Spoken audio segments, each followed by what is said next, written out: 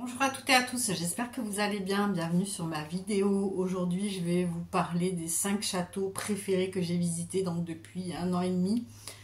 Voilà, donc le top 5 les amis de mes châteaux avec mes ressentis.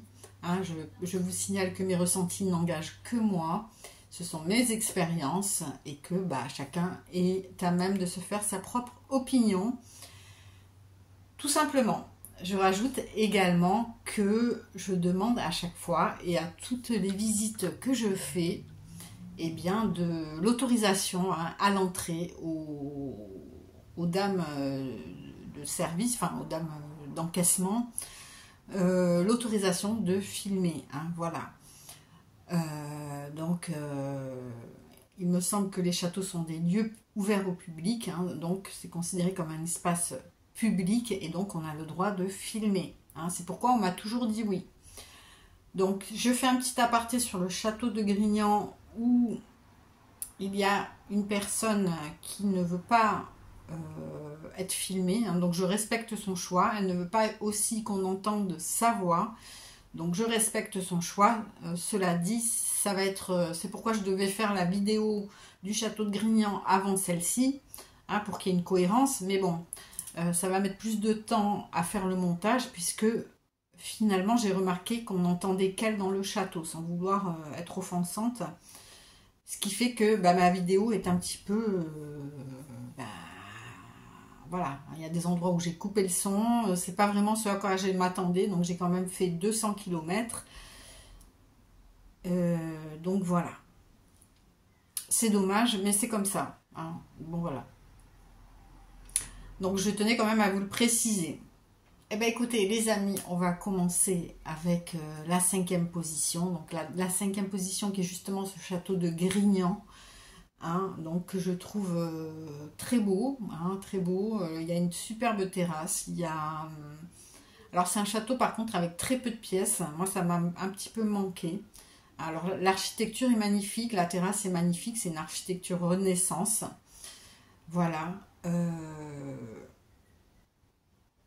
Il y a de très beaux tableaux, de très belles pièces de mobilier, de lustres, d'armoires, voilà, de peinture, etc. Donc oui, les pièces sont très joliment meublées, voilà. C'est un château meublé.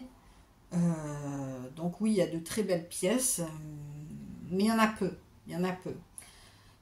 L'entrée est magnifique, comme vous le verrez dans la vidéo. Maintenant, moi, ce qui me dérange et pourquoi il est à la 5e position, le château de Grignan. Alors oui, la nature est magnifique. On a une vue à 360, on voit toute la Drôme. Donc ça, c'est superbe. C'est magnifique, c'est magnétique. Mais ce qui me dérange, c'est que finalement, moi, j'ai pas eu de ressenti dans ce château. Et ça, je trouve que c'est quand même assez dérangeant. Voilà, moi quand je visite un endroit, je m'attends à ressentir au niveau physique, corporel ou visuel, ou qu'il y ait quelque chose. Là, il y a eu quelque chose au niveau visuel, oui, c'est très beau. Mais je veux dire, j'ai pas ressenti, voilà. Et c'est ça qui m'a un peu dérangée, c'est pourquoi je l'ai mis en 5e position. Donc en 4e position, j'ai mis le château de Bénac et Cazenac dans le Périgord noir, pardon, je vais y arriver. Donc il y a un très grand château, très beau château, qui fait un petit peu château des contes d'enfants, voilà, au perché, etc. Avec une vue extrêmement magnifique là aussi également. Bon, maintenant mon expérience c'est que je l'ai visité au mois d'août et qu'il y avait extrêmement beaucoup de monde, il faisait extrêmement chaud.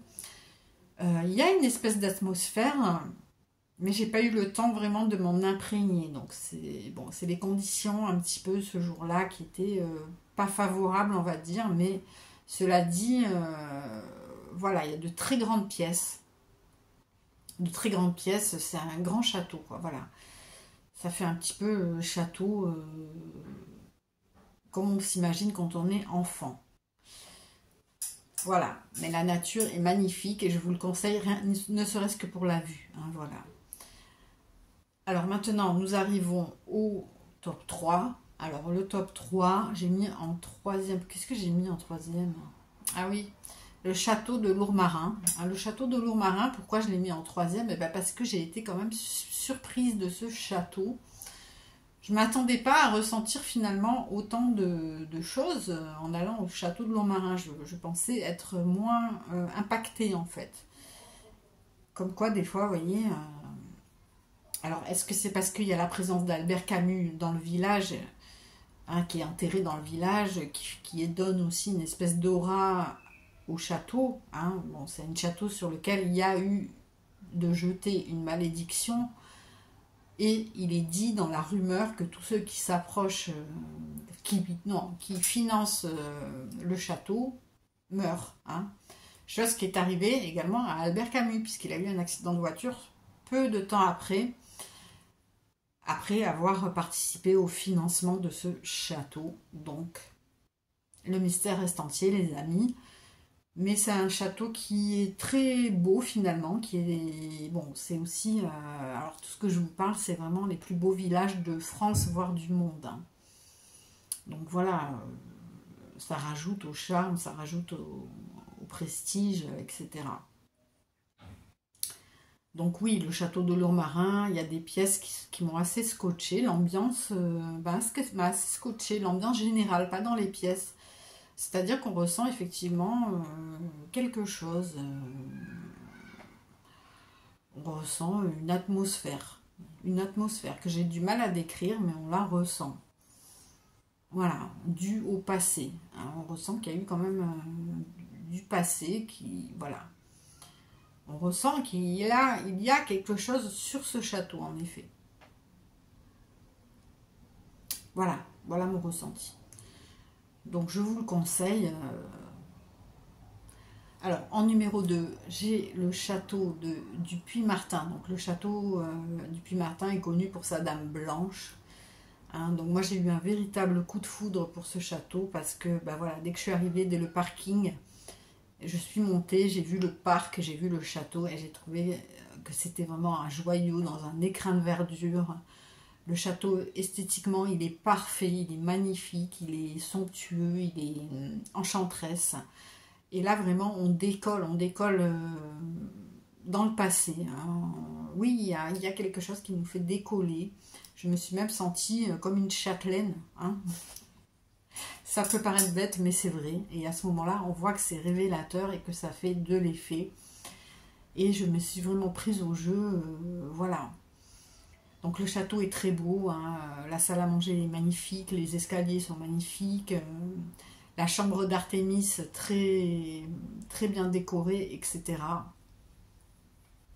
Il y a des pièces qui sont vraiment scotchantes, hein. La pièce où a été enfermée, séquestrée, la dame blanche, donc qui s'appelait Lucie, me semble, je suis pas sûre, hein, du prénom, mais alors par contre, je n'ai pas ressenti vraiment d'atmosphère lourde dans cette pièce, pour ma part, hein. Après, chacun, comme je vous dis, ressent ses propres sensations. Moi, dans la chambre de Lucie, où elle a été séquestrée, où elle est dite emmurée, hein, eh bien, je n'ai pas ressenti de choses assez lourdes. Par contre, j'ai ressenti une atmosphère un peu lourde à côté des vitrines. Il y a un moment des vitrines avec un petit salon, et là, je ne sais pas pourquoi, j'ai ressenti quand même une atmosphère un peu pesante, un peu oppressante. Mais c'est c'est mon avis, et voilà.